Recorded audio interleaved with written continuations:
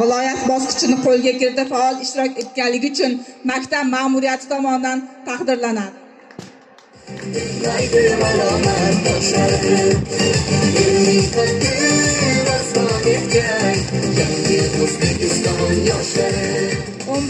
A sinf o'quvchisi Otabek Kamronbek zakovat ko'rik tanlovida faol ishtirok etib, viloyat bosqichiga yo'llanmani qo'lga kiritganligi uchun maktab ma'muriyati tomonidan taqdirlanadi.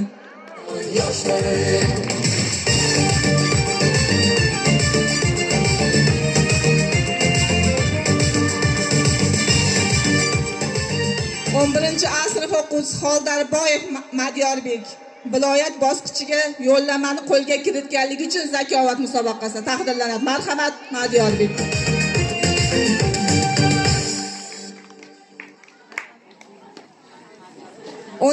A sinf o'quvchisi Boltaboyeva Saboxon zakovat musobaqasida viloyatga yo'llanmani qo'lga kiritganligi uchun taqdirlanadi. Marhamat.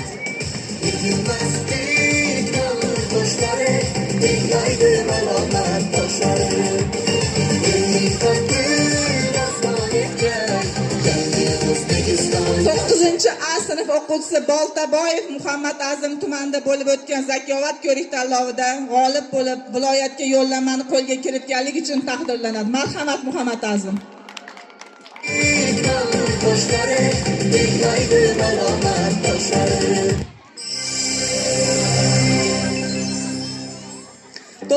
B sinf o'quvchisi Egamberdiyeva Odinaxon tumanda bo'lib o'tgan zakovat ko'rik tanlovida g'olib bo'lib, faxrli birinchi o'rinni olib, viloyatga yo'llanmani qo'lga olgani uchun kiritgani uchun taqdirlanadi. Marhamat, Odina.